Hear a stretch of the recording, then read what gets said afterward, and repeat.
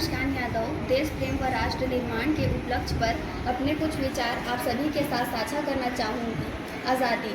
आज़ादी का असली मतलब वही समझ सकता है जिसने कभी गुलामी की हो।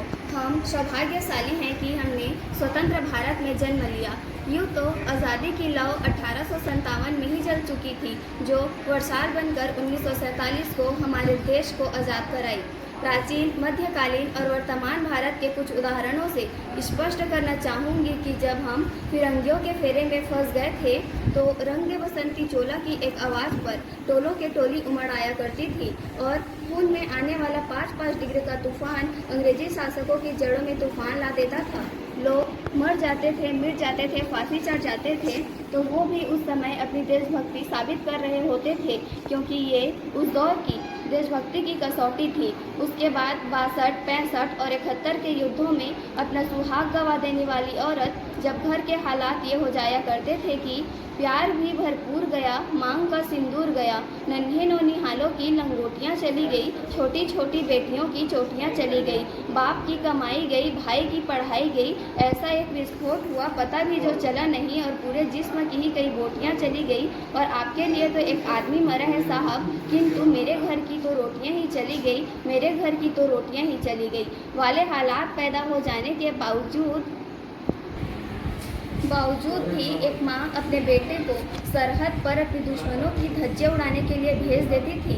आज़ादी के पूर्व देशभक्ति के मायने कुछ और हुआ करते थे और आज़ादी के बाद देशभक्ति के मायने कुछ और हुआ करते हैं।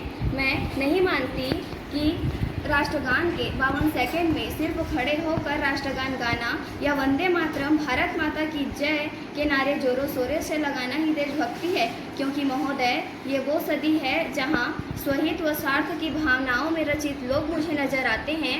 ये वो सदी है जहां नीति, नियम और नैतिकता जैसे मूल्य कौड़ियों के दाम बेचते लोग मुझे नजर आते हैं। ये वो सदी है जहां सत्य, अहिंसा, सदाचार, समरसता, सादगी जैसे आदर्शों की धज्जियाँ उड़ाते लोग मुझे नजर आते हैं। मेरे विचारों में ना यदि कोई व्यक्ति अपना काम पूरी लगन, पूरी मेहनत और पूरी ईमानदारी के साथ करे तो वही है सच्ची देशभक्ति। जिस देश के युवा सोशल नेटवर्किंग साइट पे चैटिंग, डेटिंग और सेटिंग के मायाजाल में फंसे नजर आते हैं, तकलीफ तो मुझे तब होती है जब आज का ये नौजवान, जिसके कंधों पे जिम्मेदारी है राष्ट्र निर्माण की और समाज के आशाओं को जोड़ कर रखने की, वही युवा आज मुझे पबजी गेम में डूबा और शराब में भीगा हुआ नजर आता है। महोदय, इन विपरीत परिस्थितियों में देशभक्ति एवं राष्ट्र निर्माण हमारे लिए चुनौती बन गई है कि केवल सेना में भर्ती होकर भी सिपाही बनना ही देशभक्ति नहीं होती। आज़ादी के पहले बात कुछ और थी। तब झांसी की रानी लक्ष्मीबाई से लेकर आजम वीर भगत सिंह तक, स्वतंत्र सेनानी वीर सावरकर से लेकर महात्मा गांधी तक, इन्हें हम देशभक्ति कहते थे। लेकिन आज आज़ादी के बाद मायने बदल गए हैं। अगर मैं आज देशभक्ति कहूँ तो किसे कहूँ? तो महोदय, जो लोग अपने समाज, परिवार और देश के प्रति समर्पण का भाव रखे तो वो है देशभक्ति। कर्तव्य पालन का भाव है देशभक्ति। धर्मलोकता को पछाड़ कर किया गया हर काम है देशभक्ति। एक गरीब बीमार बुजुर्ग को दवाई दिया जाए तो वो है देशभक्ति। एक शिक्षक अपने छात्र को पूरी ईमानदारी के साथ पढ़ाएं तो वो है देशभक्ति। हर देशद्रोही के जीवन में आने वाला तूफान है देशभक्ति। तभी एक देशद्रोही समझ सकेंगे कि अगर तू दरिंदा है तो ये शमशान तेरा है, अगर तू दरिंदा है तो ये शमशान तेरा है, अगर तू परिंदा है तो ये आसमान तेरा है।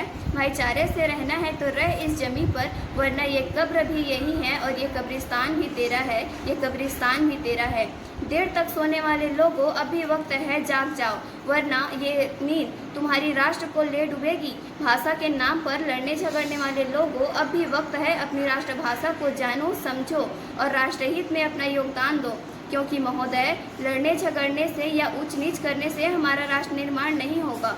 एक देशद्रोही से ज़्यादा एक देशभक्ति तब आहत होती है जब एक बेटा अपने बूढ़े माँ बाप को वृद्धाश्रम की चौखट पर छोड़ आता है। है वो देशभक्ति जब मुसीबत में फंसे लोगों की जान बचाने से ज़्यादा हम सेल्फी लेकर अपने लाइक्स बढ़ाने में लगे होते हैं। 4 बोतल वोट का काम मेरा रोज़ का ने पूरे भारत का भविष्य तबाह कर रखा है। हम ना एक ऐसे समाज में जीते हैं जहाँ पत्थर की मूरत को लगते हैं 56 भोग और भूखे नंगे तड़पते सो जाते हैं लोग और भूखे नंगे तड़पते सो जाते हैं लोग। हम ना एक ऐसे समाज में जीते हैं जहाँ लड़कों से बात करता देख जो भाई हड़काते हैं वही भाई अपनी गर्लफ्रेंड के किस्से घर में हंस हंस के सुनाते हैं। और मैं बता दूं, महिला सुरक्षा के मामले में हम आज भी चौथे नंबर पे आते हैं। मजदूर को मजदूर समझिए, मजबूर नहीं। गरीब को काम दीजिए, दान नहीं। और अगर दान देने के इच्छुक हैं तो रक्तदान दीजिए और मरने के बाद अंगदान देकर किसी मरते हुए को जीवन दान दीजिए। यही है सच्ची देशभक्ति और सच्चा राष्ट्र प्रेम। परंतु एक वैचारिक बीमारी भी मुझे हमारे समाज में नज़र आती है। कहा जाता है हम दुनिया के सबसे बड़े लोकतंत्र में रहते हैं जहां हिंदू पैदा होते हैं, सिख ईसाई मुसलमान भी पैदा होते हैं, पर बदकिस्मती से इंसान पैदा नहीं होते। और मेरे विचारों में न हिंदू की ज़रूरत है न मुसलमानों की ज़रूरत है। राष्ट्र निर्माण के लिए केवल एक अच्छे इंसान की ज़रूरत है, केवल एक अच्छे इंसान की ज़रूरत है।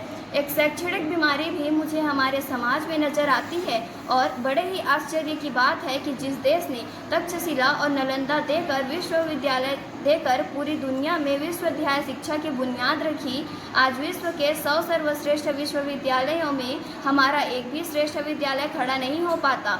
जहां एक और हमारे पास IIT, IIM और NIT जैसे शिक्षण संस्थान हैं, वहीं दूसरी ओर इस देश के गरीबों को बेरोजगारी की जमात पर खड़ा करके सर्व शिक्षा अभियान का झुंझुना उनके हाथों में पकड़ा दिया जाता है। और इस शैक्षणिक बीमारी का केवल एक कारण वो ये कि हमारे देश की शिक्षा नीति केवल दो तरह के लोगों के लिए बनती है, पहले वो जो विद्वान हैं और दूसरे वो जो धनवान हैं। इस तरह की कई गजब की बीमारियां हैं और जो जड़ है ना वो हमारा अंधविश्वास।